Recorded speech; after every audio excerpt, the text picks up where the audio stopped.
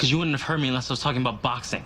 You know, I don't even like it anymore. I'm just doing it for you. That's not fair. Just because you don't have a life anymore, it doesn't mean you need to take mine away. Expectation is a curse. I know each and every one of us has felt the thief of joy due to the expectations preceding it. Were you hyped about an anime coming out because you've been waiting for literal years only for it not to even hold a candle to what it used to be? Or rather, did you have a crush on a girl and expected things to go favorably when you told her your feelings, and when you got rejected, it just felt like the world itself was caving in on you? I mean, you were meant to marry this girl, right? What about expectations that your parents put on you at a young age to succeed doing a certain path in life, only for you to grow up and have your frontal lobe fully develop and realize, damn, that was high-key toxic. Expectation is a curse. Oftentimes when expectations are paired with a favored outcome, the result only skyrockets further from it being obtainable with the more time you give it to fester. And that couldn't be translated more clearly than a game by the name of What Remains of Edith Finch. For those who don't know, this game was created by the talented crew Giant Sparrow, an independent game studio based in Santa Monica, California. The creative director and writer behind the project is Ian Dallas, who previously created The Unfinished Swan, which is yet another amazing game and title that tackles what most would consider sweet sadness, as it goes over themes of loss and loneliness, but also childlike wonder. Ian Dallas, the creative director, has said in interviews that the game began as an experiment in telling stories about death in a way that felt more meaningful. The game wanted to explore how people process loss and memory, not through horror and tragedy alone, but rather empathy and curiosity. Ian Dallas has said that Finch curse isn't supernatural. It's more about how families pass down stories of loss, shaping how later generations understand themselves. So it basically becomes a multi-generational game of telephone. I myself only really got to play this game recently, which, by the way, I have a full gameplay up on the channel as we speak. So if you're looking for something to just vibe out to, it's a chill gameplay for about 2 hours, and if you're interested in watching, click on the eye. I think it's up here. I don't know if it's inverted, so it also might be up here. But while I played the game, and even concluding the game as well, I still had this lingering thought of something that just kept circulating in my mind. It was a movie I had watched very recently called Iron Claw, and it was about the wrestling family tragedy of the Von Erich curse. We're going to go deeper into their story and how it relates to expectation being a curse, but for now I want to focus on What Remains of Edith Finch. It's quite a beautiful game, and I truly do encourage every last one of you to go and play it yourself. It's only about a 2-hour long game, because I will be getting into spoilers about the game and its ending. I should also give a disclaimer warning that within the game and the video itself, we are subject to view child neglect, the topic of young children passing away, and so on and so forth. So if any of that makes you feel too uncomfortable, this video is not for you. And without further ado, let's get into the game.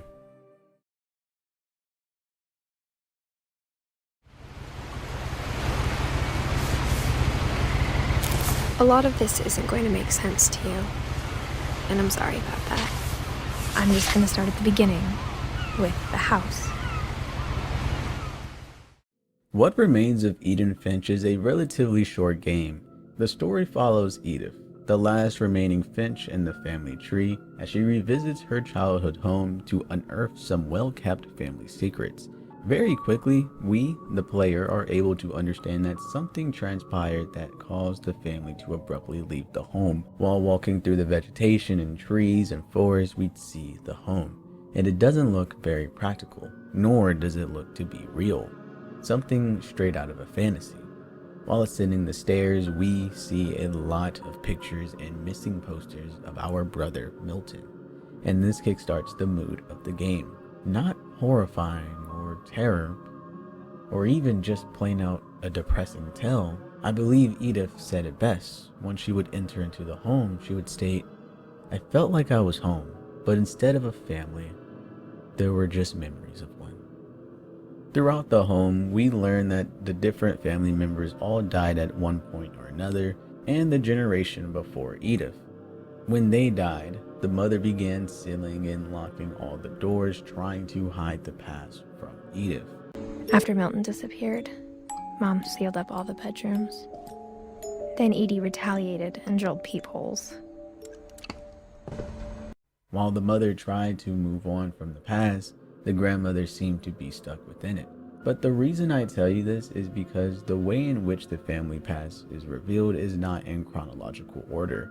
The game kind of forces you to remember these things and try to kind of create your own timeline of events. But for the sake of the video, I will go from the very beginning and to the very recent. So let's start where this curse began. Odin Finch. Odin Finch was the great-great-grandfather and the founder of the Finch family in America. In his journal, he supposedly blamed the Finch family curse of taking his wife and child away. And in a way to escape the family curse, he fled, attempting to take his entire home by sea, which by the way I never fucking heard of, but it is actually a true and tried practice. Rare, but it's been done before, and it takes hundreds of thousands and even millions of dollars to do so. So basically, the Finch family comes from wealth. But the curse seemed to persist as the voyage did not end well, as the ship would sink and Odin would drown deep at sea in 1937. Now, one thing I didn't realize when I was playing the game is that these were just the most recent children. At this very moment, or at this time, like, this is how you can kind of understand it. I think Odin was born in 1880 and died in 1937. He had a wife, and I guess he most recently had a child, but he had more than one child. And essentially, once his late wife passed away and he had to bury both his child and his wife, he went off to sea with the house. But I guess separately, Edie, because Edie is going to be his daughter, Edie went separately with her husband, Steven, I think that's his name, or Seven, something like it. But it took me a while to understand that, because when I was playing the game, I had first thought that he lost his wife and child, and then he went and started a new life in America, but that's not it. But he actually went at sea and died with the house, and Edie was forced to build a new one. So we're not living in the house that didn't make it across the voyage.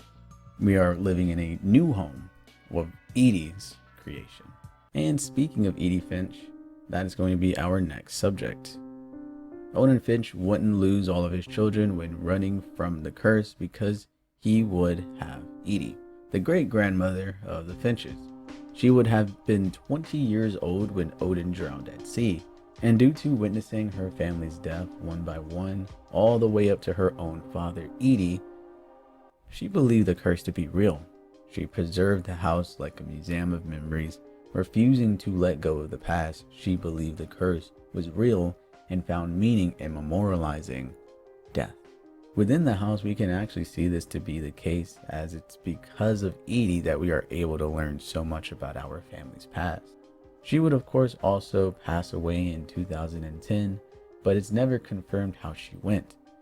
It could be from old age, as she was 93 years old, or it could have been that she refused to leave the home even during a severe storm, as she's done it once before. One summer, they evacuated the island, but Edie refused to go. For a few weeks, she was a celebrity. Right. Stephen Finch was the great-grandfather of the Finches and was also Edie's husband. He was a very artistic man who did a lot of the buildings, and he liked to do crafts and create different structures that we would see around the house. However, he would also meet his untimely end.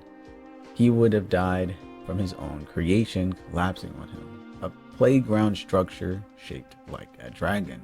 When Edie told people Sven was killed by a dragon, she could also have said he was building a dragon-shaped slide that collapsed. This only fueled Edie's belief of what she thought about the curse, and this would also start the tradition to keep the memories of the dead family members within their room in the house. This is an early hint of the family's pattern, imagination, artistry, and tragedy all intertwined. Because the next person we will be talking about is Molly Finch. Molly Finch was one of the many children that Edie would go on to have. Molly seemed to be a young girl, age of 10, with a vivid imagination. As Edith would read her journal, she described her journey of a fantasy transformation. She would become a cat, an owl, shark, and finally a sea monster, only to slither back into her own room and eat herself. In reality, it would seem that she was sent to her room without dinner nor food for some unknown reasons. She became desperate for food, eating her pet's food, then toothpaste, and possibly poisoned its berries, leading to hallucinations and then to her death. A freak accident on all accounts, but still begging the question, why in the world was she sent to her own room, locked, without food? Why lock the door from the outside, and why not answer Molly's pleas moments before her death? Mom, can I come out now? Sweetheart, it's late. Go to sleep. Barbara was a child star known for her iconic scream. However, over time she lost that pitch that she used to have and, well, became kind of washed up. Barbara only wanted to be remembered, and so when she was called back to make an appearance for that very scream, she was delighted. Now, what truly happened to her is shrouded in uncertainty, as the way we figure out what happened to Barbara Finch was through a less than tactful retelling of a comic book series of her death, blending fiction and reality into one. Her death is meant to show how media sensationalizes tragedy, reducing her real suffering into a story of entertainment. Ironic that we only are able to learn the truth through blatantly untrue circumstances, like a bunch of monsters breaking into her home to force her to make that iconic scream. I am led to believe that Barbara was instead just killed during a home invasion at the age of 24 by a crazed fan wanting to hear that iconic scream again. Next on the list is Calvin Finch. He was a 11-year-old boy, and he was actually one of the pair of twins. Calvin loved adventure and wanted to fly. One day, as his mother would call for him, he refused to stop swinging and even told himself that he was going to do a 360 angle shoot off so that way he can indeed achieve his dreams.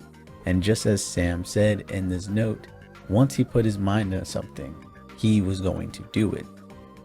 And so he swung so high that he flew off the cliff next to the house that was lost at sea all those years ago. His story shows childlike wonder colliding with fatal curiosity, a reoccurring Finch trait. It also reveals how Edie refused to erase his memory, leaving his room untouched. Now let's talk about his brother, Sam Finch, the second of the twins. Strangely enough, even after Calvin's death, Sam continued living in that same room. Edie just simply roped off Calvin's side of the room, showcasing her want to preserve the memory instead of heal from it. And I'm sure this rooted a certain view of life within Sam. When Sam would grow up into an adult, he would take his daughter Dawn hunting. Great shot, Dawn!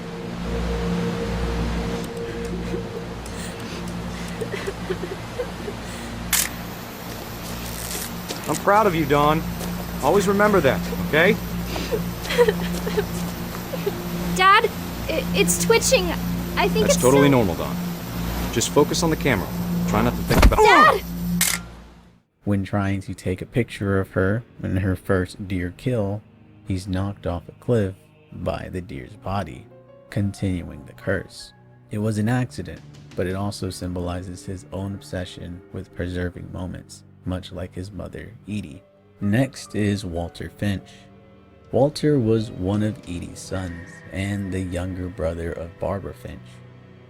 the former child star who was supposedly murdered when Walter was still a boy. Her death traumatized him deeply. Edie's insistence of preserving Barbara's story as a comic book only made things worse.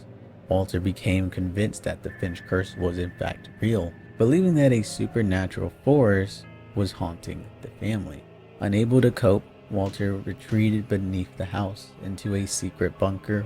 Over time, his isolation became his entire life, and 30 years would go by. And one day, Walter decides that he's done hiding. He finally resolves to face the world again, a moment of courage and acceptance. He digs his way out of the tunnel leading to the cliffs behind the house. And as he steps out into the light for the first time in decades, One more day. I can already imagine the sun on my face.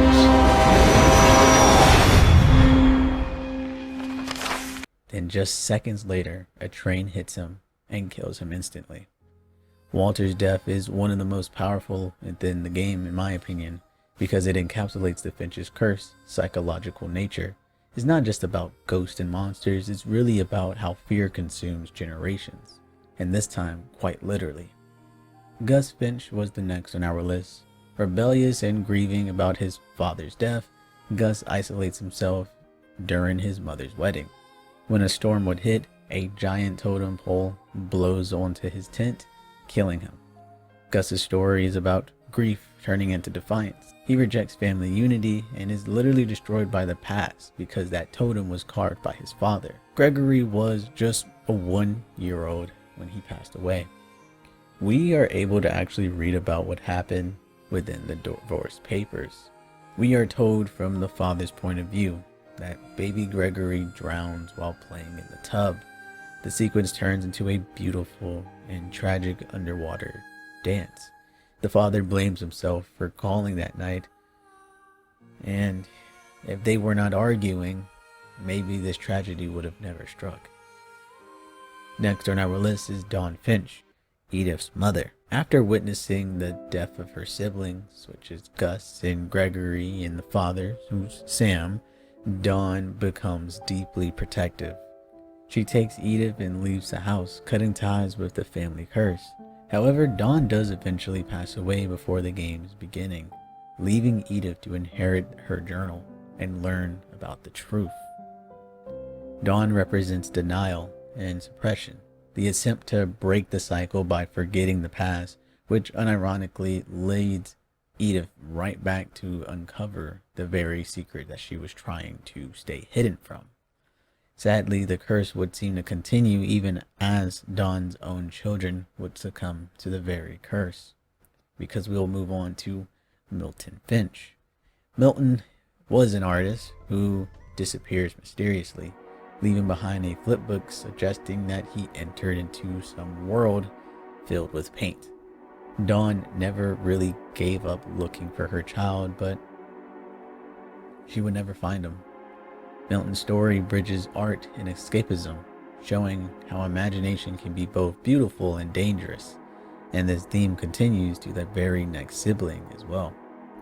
Lewis worked at a salmon cannery and escapes the repetitive nature of his job by daydreaming. The gameplay blends the real factory work, which is cutting fish, with his fantasy kingdom, until he can no longer tell reality from imagination. Frighteningly, he was in therapy at the same time and even seemed to be getting much better, being praised at home and being praised at work. But in reality, he'd grown to hate the real him and believed that the fantasy version of himself was the real him. He ultimately kills himself, lost in his fantasy. Lewis's story is one of the most tragic, representing mental illness, escapism, and depression. It critiques modern life's alienation while showing how imagination can become a fatal mistake when it replaces reality. And finally, we have Edith Finch. Edith returns to the home to document her family's stories, hoping her unborn son will be able to understand where they came from. The final scene shows her gravestone next to her mother's, confirming she died in childbirth. Edith's death completes the cycle. She breaks the curse not by escaping, but by understanding and preserving it thoughtfully, transforming tragedy into connection. What Remains of Edith Finch is not a story about death as much as it's about how people live in the face of it. Every member of the Finch family clings to life in their own way, through imagination, art, denial, or obsession. But each, in their own time, meets the same inevitable truth. The game's power lies in how it transformed death from something purely tragic into something beautifully human. Something that reveals how we remember, love, and try to find meaning in our brief existence known as life. At its heart, Edith Finch, the main protagonist, is the meditation on grief and acceptance. The Finch family's so-called curse isn't supernatural or anything of the sorts, but a metaphor for intergenerational trauma. The way pain, fear, and avoidance can echo through families. Some, like Walter, hide from the world entirely. Others, like Dawn, try to desperately protect their children by erasing the past, and yet Edith discovers it. Denial only deepens the wound. In real life, we often inherit our family's unresolved grief. Not through blood magic or destiny or anything like that, but through silence, habits, and the stories we tell ourselves to feel safe. The game reminds us that to heal, we must first look honestly at the things that hurt us the most. Each Finch story mirrors a universal human struggle. Molly's hunger and imagination reflects the innocence of childhood curiosity. Barbara's violent and bloody end critiques how society sensationalizes suffering, and Lewis's descent into fantasy explores the seductive comfort of escapism when life feels too meaningless.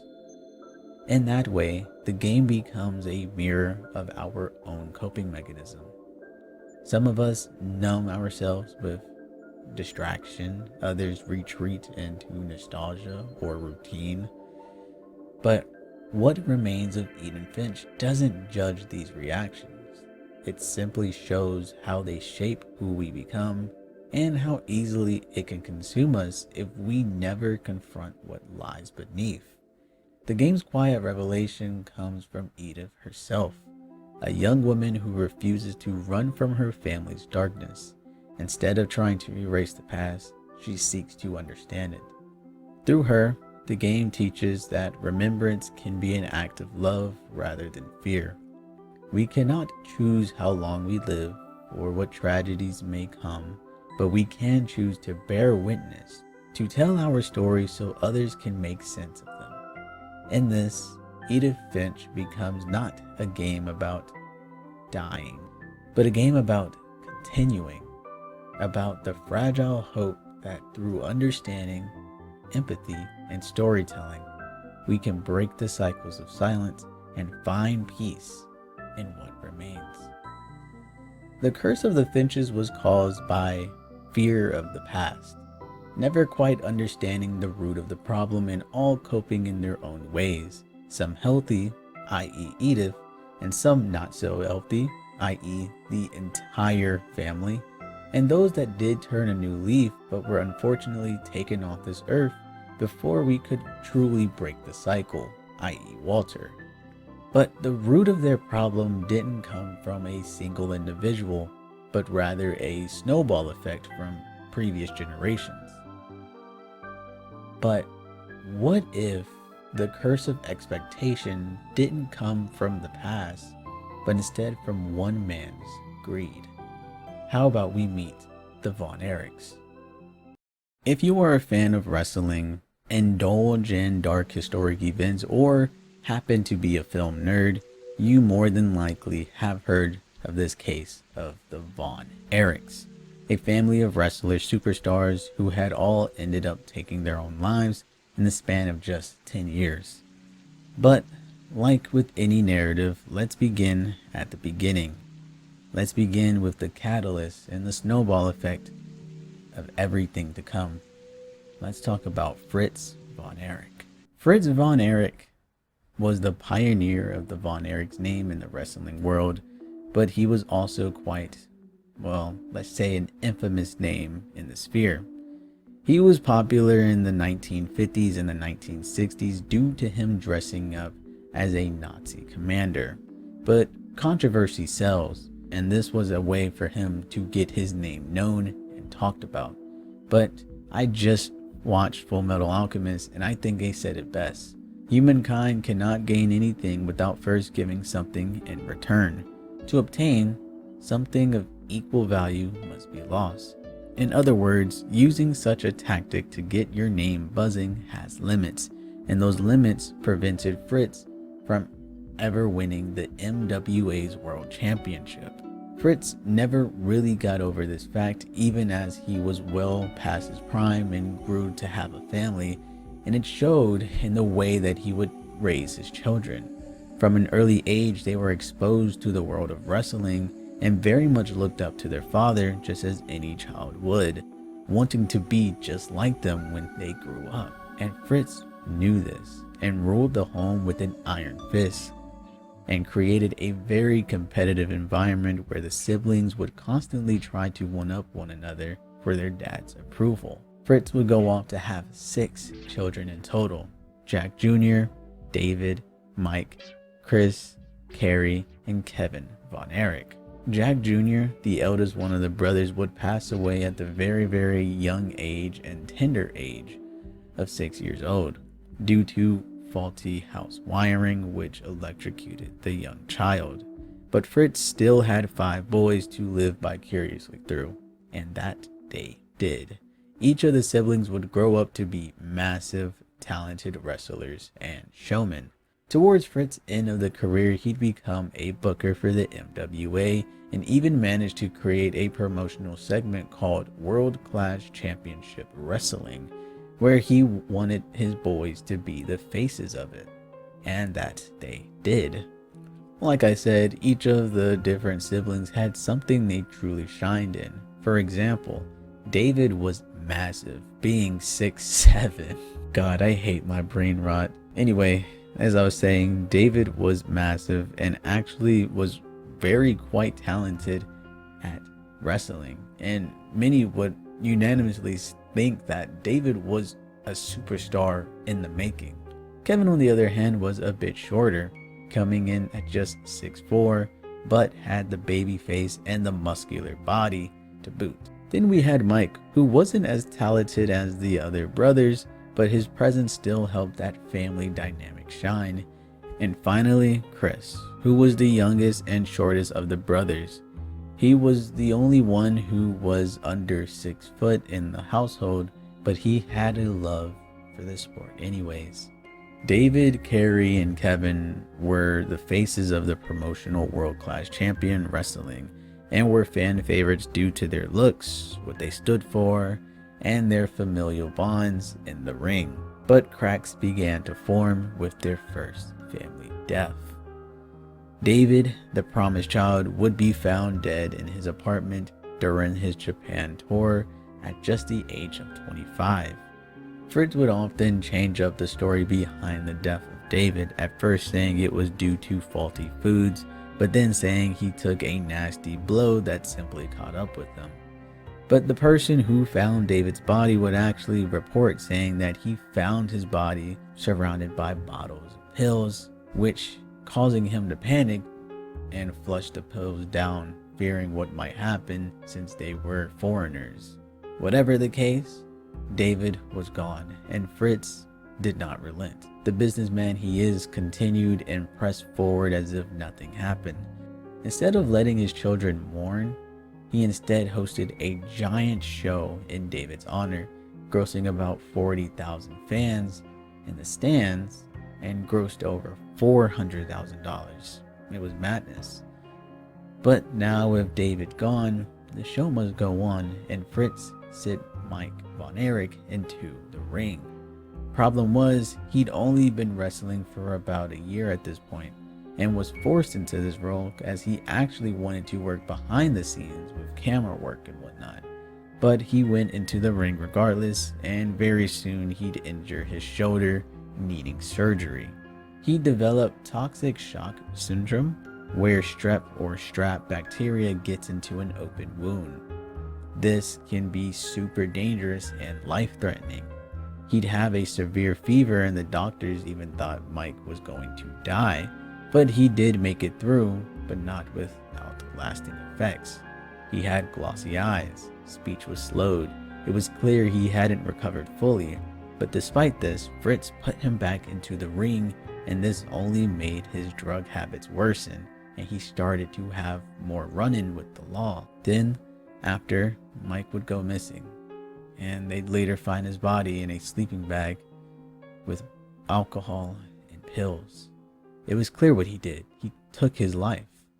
Even more heartbreaking, notes could be found within his car berating himself about being sorry that he would never be able to live up to the family name. And this same exact pressure was felt with all of the siblings, especially Chris Von Erich.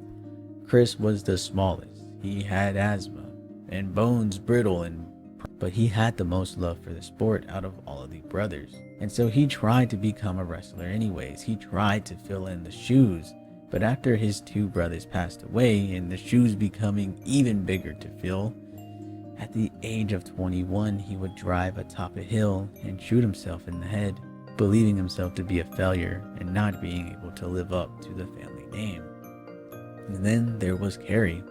Carrie, after losing all but one of his brothers, was not well mentally. He abused drugs, steroids, and became unreliable and lost the championship title in just 3 weeks and had many run-in with the law. And one day he'd get into a really bad motorcycle accident which injured his foot.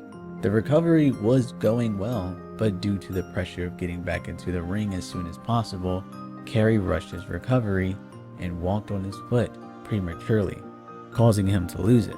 But Carrie kept it as a secret from the public and went back into the ring with just one less leg, making his wrestling very, very limited with this prosthetic.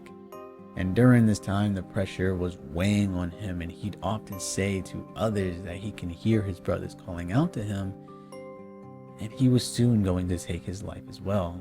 And at the age of 33, he'd go to his father's ranch and shoot himself in the heart.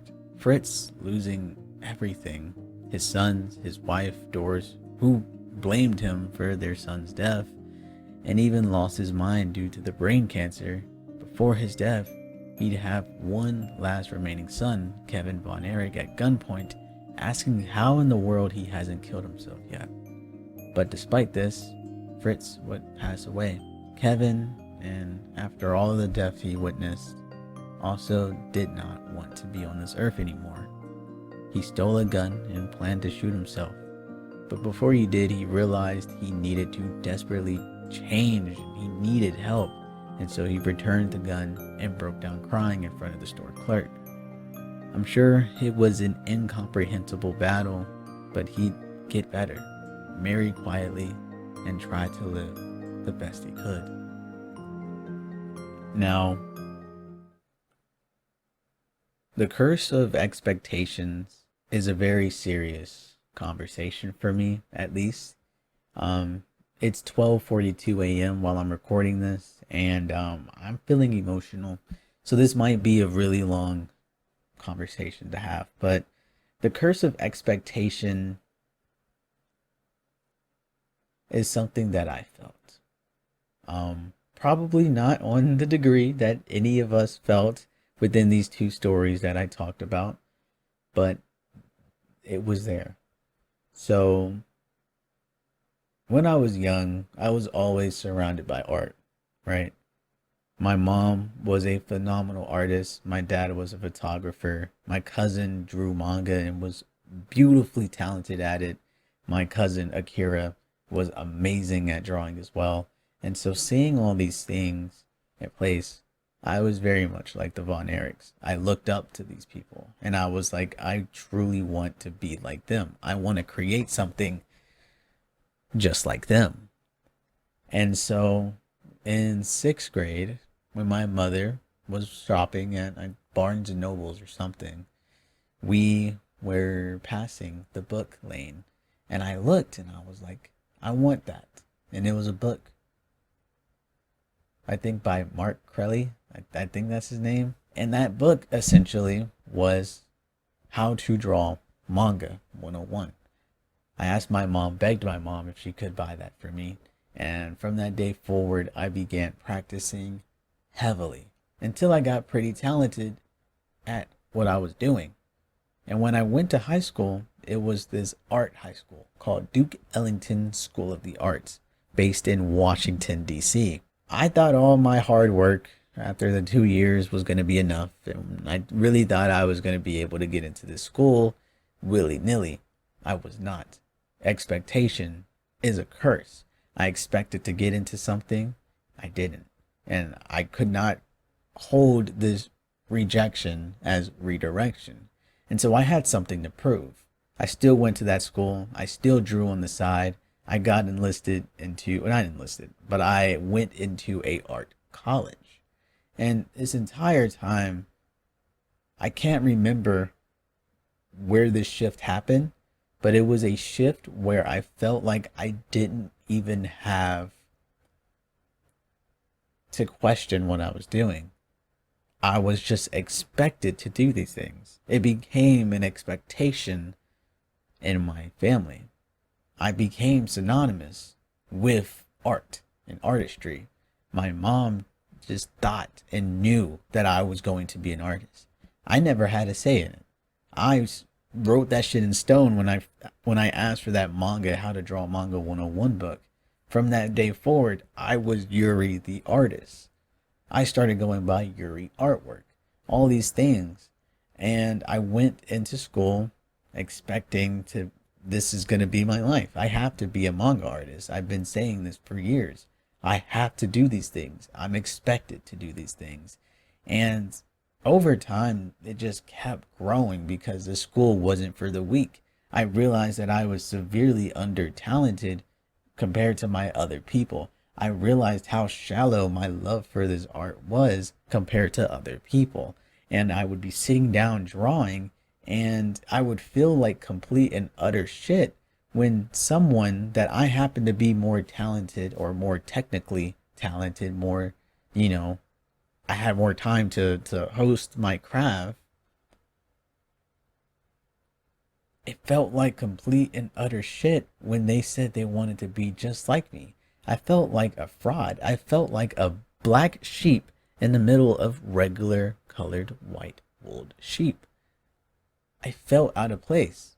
I felt like what I was doing was just to survive, was just to appeal my parents, was just to show myself that I can do this. I expected this to be the case. My parents expected this to be the case. Everyone around me expected this to be the case. And at a certain point, I just stopped fighting against it because I'm sitting here like, yeah, this is what I want.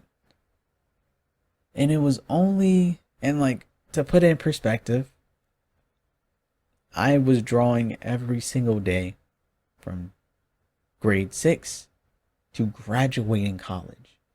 And when I graduated college, I came out with what I thought was my best work yet. The choreography was amazing. The fight was amazing. The art style was amazing. And for years and years and years and years, I expected to reach a certain level and be so jolly about my level until I turned in my senior thesis. And you know what I felt? I felt emptiness. I expected to feel joy. I expected to feel something, but instead I felt emptiness. I felt a tinge of hatred towards it.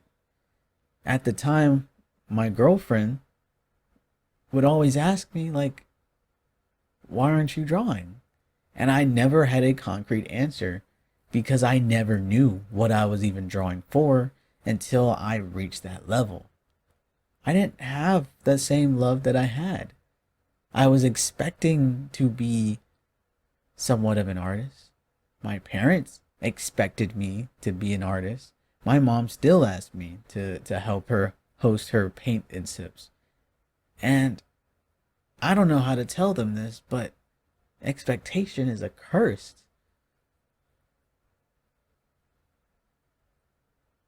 In all aspects, not even just one individual looking down on you, expecting you to do something, but more so everything, even including yourself. People in the Von Erichs, the siblings in the Von Erichs, their father pushed this agenda on them at a very young age. And I'm willing to bet that they had a similar feeling where they lived this life for so long that simply not doing it felt strange.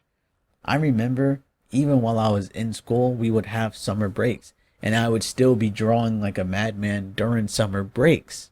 Why? It's a summer break. Calm down, Yuri. But there was nothing else I could do. I felt as if I was expected to do this. Oh, I have a night in? What am I going to do? I'm going to draw. It's all I knew. It's all I had. And I felt like the Von Erich spoke to me in that aspect, where I do feel like at a certain point, outside of their father's love and expectation for them to do great, they genuinely just didn't have anything else that they knew they wanted to do. And that alone is frightening. It's frightening. So I say this to say, if you are in a situation where a loved one is expecting you to do something, your father, your parent figures are expecting you to do something, an outcome is expected from you, I want you to annihilate all that bullshit. All that shit. Get it out of here, coach. Don't matter. And I want you to genuinely just go on a walk, maybe go to a sauna, maybe just take a bath and close your eyes and really sit with that uncomfortable feeling of expectation. Because if you expect yourself to do something for yourself out of the passion, that's fine. But you really have to sit down and be willing to be completely truthful with yourself if you're doing this out of comfortability or if you're doing this out of passion. I wasn't doing that out of passion. Now I am. After a year of not drawing, yeah, now I am. But before, I wasn't. I was just doing it because I knew I was expected to do so. I'm doing a re-image now. I am Yuri the editor. I'm Yuri the YouTuber. I am Yuri the writer. I am Yuri the fan trailer editor. I am no longer Yuri the artist because I told myself this is what I expect from me. And so I want you to sit with that uncomfortable thought. The Finch family and the Von Erichs. At first glance, the Finches and the Von Erichs could not be more different. One is a fictional family confined to a strange house on the Washington coast, and the other is a real dynasty of wrestlers who helped define a generation of American sports. Yet, both stories, when stripped of their essence, are about the same tragedy. Families who carry a myth of greatness and doom at the same time. In What Remains of Edith Finch, the so-called family curse claimed nearly every single member. In the Von Erichs family, 6 of the 7 brothers died young, some by accident, others by suicide, leaving behind a haunting legacy of grief. The media called it the Von Erich curse, but that phrase, both in fiction and real life, hides something more painful and human. Neither family was cursed by any supernatural means. They were burdened by the curse of expectation, a legacy that told them they were supposed to be strong, perfect, extraordinary, and left no room for weakness, vulnerability, or even healing. The curse of expectation. The Finch family builds monuments in their past. Sealed rooms, photographs, memorials that trap their memories like insects in amber. The von Erichs too lived inside a house of expectation. Fritz von Erich, the patriarch, built his children into his visions of success, a dynasty of championships meant to carry his name into immortality. But the price of that legacy was staggering. In both families, the pursuit of meaning through legacy becomes a prison, where identity is inherited rather than discovered. The curse of expectation is the belief that one's worth must match the stories told about them. For the Finches, this is seen as how each family member tries to live up to, or at least escape from, the legends of those who came before. Molly dreams herself into animals. Barbara becomes trapped in her own celebrity. Lewis escapes into a fantasy, and Edith tries to understand it all. For the von Erichs, it's seen in the pressure to perform, to embody the strength even while broken inside. When expectation becomes identity, failure becomes existential. And grief, both families reveal a devastating truth about how humans cope with death and meaning. We don't just mourn the loss of people, we mourn the loss of stories, the loss of what we thought life was supposed to be. Edith Finch preserves her family's death as stories because it makes them easier to live with. Fritz von Erich kept pushing his surviving sons into wrestling because he didn't know who he was without that story of greatness. Both are acts of love, twisted by denial. The need to make sense of suffering by turning into legacy. What Remains of Edith Finch gently rejects this. Edith, unlike her ancestors, doesn't try to escape the past or glorify it. She seeks to understand it. She looks at every single room, at every single loss, and every single ghost, not to find power or escape, but to find the truth. She realizes that understanding the past is not the same as becoming consumed by it. This is an emotional liberation, the real von Erich struggle to reach, the courage to separate who you are from the story you were born into. Death in both families become not just an end, but a mirror. It reflects how we lived, what we feared, and what we've passed down. In the Finch house, death is everywhere. Likewise, in the von Erichs, family tragedy exists along deep love, talent, and brotherhood. But the silence and shame that keep them from sharing their pain, that silence, that refusal to be seen as broken, that's the real curse. And finally, coming to terms with the past.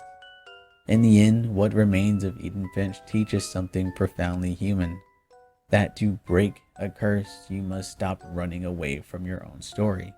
Edith's acts of writing the family history for her own son is an act of radical empathy, an acceptance that past is painful, but it's necessary to remember. In real life, breaking generational trauma looks much the same. It means telling the truth even when it hurts. It means rejecting the idea that suffering defines you, or that strength means silence. The von Erich story continues today through Kevin von Erich, the last surviving brother. Like Edith, he lives not as a victim, but as a witness. He speaks about his family's pain to not persecute the myth of the curse, but to humanize it. To remind the world that behind every tragedy, there are people there trying their best to live, to love, and make sense of it all. His survival, like Edith's son, is the quiet answer both stories arrive at. Understanding does not erase grief, but it transforms it into compassion. Both What Remains of Edith Finch and the real story of the von Erichs family shows us legacy can be both a gift and a burden. When it becomes expectation, When identity is chained to the past, it can destroy. But when legacy becomes understanding, when we accept that we honor our family without being consumed by it, it becomes something beautiful. The game, like the Von Erich story, reminds us that life's meaning isn't found in escaping death or living up to the impossible expectations. No. It's found in facing the truth, in telling our stories honestly, and in finding peace with what remains, not as victims of fate, but as survivors of your own humanity.